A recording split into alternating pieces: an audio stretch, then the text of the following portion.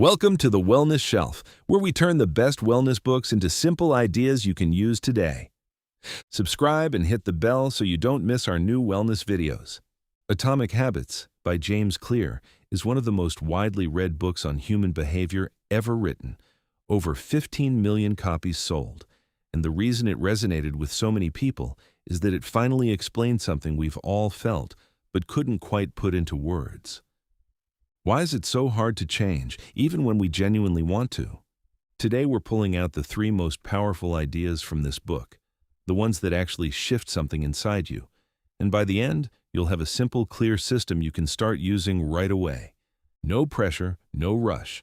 Just good ideas, explained simply. Here's a feeling that probably sounds familiar. Monday morning. Fresh start energy. You tell yourself, this is the week. I'm eating better, I'm moving more, I'm reading, I'm getting up early. And it feels so good to say it.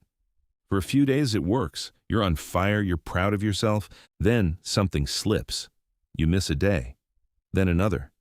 And then the whole thing quietly falls apart. And what's left isn't just the broken streak. It's that heavy feeling of, here we go again.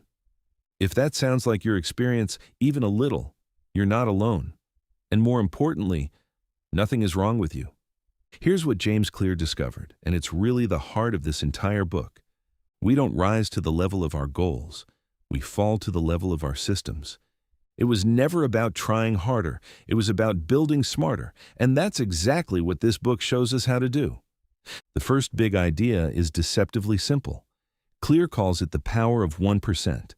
If you improved by just 1% every day, after a full year, you wouldn't be 1% better, you'd be 37 times better.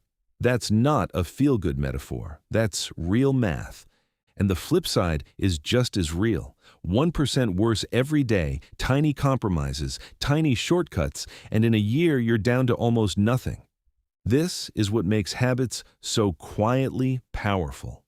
It's not about one big moment. It's about the direction your small choices are pointing you in day after day after day.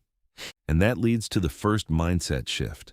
Stop focusing on goals. Start focusing on systems. A goal is the result you want. A system is the daily process that gets you there. Goals set the direction. But the system is what actually moves you forward. Here's a way to think about it. Every Olympic athlete in the world shares the exact same goal, winning gold. The goal isn't what separates the champion from everyone else. The daily system does. So if systems are what matter, how do you build one that actually works? Clear gives us 4 laws. And honestly, once you hear them, you'll start noticing habits everywhere. Law 1. Make it obvious. Most habits run on autopilot. We don't even notice we're doing them. So step 1 is simply becoming aware of the patterns that already exist in your day. Clear suggests a technique called habit stacking. You take something you already do every day without thinking, and you attach a new habit right next to it. Something like, after I pour my morning coffee, I'll write in my journal for 2 minutes. The existing habit becomes the natural trigger. No willpower needed, no reminders. It just flows into your routine. Law 2. Make it attractive. Our brains are wired to repeat things that feel rewarding. So if a new habit feels like a chore, it won't last. The strategy here is called temptation bundling. You pair something you need to do with something you genuinely enjoy. Something like, I'll only listen to my favorite podcast while I'm out walking. Now that walk isn't something you force yourself to do. It's the one time you get to enjoy something you love. And just like that, the whole feeling around it changes. Law 3. Make it easy. This one might be the most important. Clear introduces what he calls the 2-minute rule. Any new habit you're building should take less than 2 minutes to do. Want to read more? Just read 1 page. Want to start running? Just put your shoes on and step outside. That's the whole thing. It sounds almost too small to matter, right? But here's the real insight. You're not trying to master the habit. You're trying to master the art of showing up, because a habit has to be established before it can be improved. That idea alone is worth sitting with for a moment. Law 4. Make it satisfying. We naturally repeat what feels good, so after completing a habit, give yourself a small, immediate reward. even something as simple as checking a box or marking an X on a calendar. Clear calls this a habit tracker, and the psychology behind it is surprisingly powerful. When you see a streak building day after day, something in you doesn't want to break it. The core principle is this: what gets rewarded gets repeated, what gets punished gets avoided. Make your good habits feel satisfying in the moment, and they'll stay. Now here's where the book goes somewhere most habits books never go, and it's the idea that makes this one truly special. James Clear says there are 3 layers to changing behavior. On the surface, there's outcomes, what you get. Below that, there's process, what you do. But at the very center, the deepest layer, is identity. Who you believe you are. Most of us work from the outside in. We say, I want to lose weight. I want to be more productive. I want to read more. And those are all fine intentions. But Clear says lasting change actually works the other way, from the inside out. Instead of, I want to run a marathon, you say, I'm a runner. Instead of, I want to read more, you say, I'm a reader.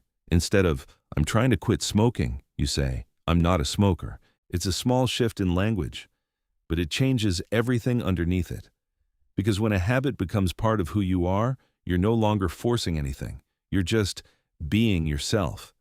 And that's when the change becomes quiet, natural, and permanent. Every action is a vote for the type of person you're becoming. No single vote wins the election. But as they build up, so does the evidence of a new identity. Here's a story from the book that brings all of this together beautifully. In 2003, the British cycling team was, to put it kindly, not good. They were so bad that a top European bike manufacturer actually refused to sell them bikes. They didn't want the brand association. Then, the team hired a new coach named Dave Brailsford.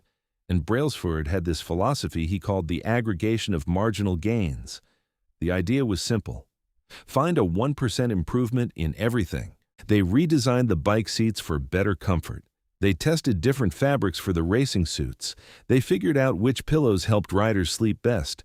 They even painted the inside of the team truck white so they could spot tiny specks of dust that might affect the bikes. Every single change was small, barely noticeable on its own. But together, within 5 years, that same team dominated the Tour de France and swept the cycling gold medals at the Olympics. That's the whole philosophy of this book in one story. Not one massive dramatic overhaul, just hundreds of tiny improvements compounding quietly into something extraordinary. All right, let's make this real. Here are 3 small things worth trying, starting today. First, pick one small habit you'd like to build, then write a habit stack for it. The formula goes like this. After I, something you already do, I will, the new habit, for 2 minutes. Put it somewhere you'll see it. That's your trigger. Second, start a habit tracker, an app, a notebook, a calendar, whatever feels natural. Each day you follow through, mark it. The only job is to keep the chain going. Third, and this is the big one, decide who you want to become. Not what you want to achieve, but who you want to be. Write one sentence, I am a person who, and fill in the blank. Let that quiet identity guide your choices from here. If there's one thing to carry away from today, let it be this. You are not broken. You are not lazy. Your willpower is not the problem. You just didn't have the right system yet. And the beautiful thing about that is a system can be built, starting with something as small as 2 minutes, starting right now. You do not rise to the level of your goals. You fall to the level of your systems. Build the system. Trust the process, 1% at a time. Next time, we're looking at a book that will completely change the way you think about sleep, energy, and how your body heals itself. It's called Why We Sleep. And honestly, it might be one of the most important health books. Don't forget to subscribe and hit the notification bell so you don't miss our new wellness videos. Take care of yourself, and we'll see you in the next one.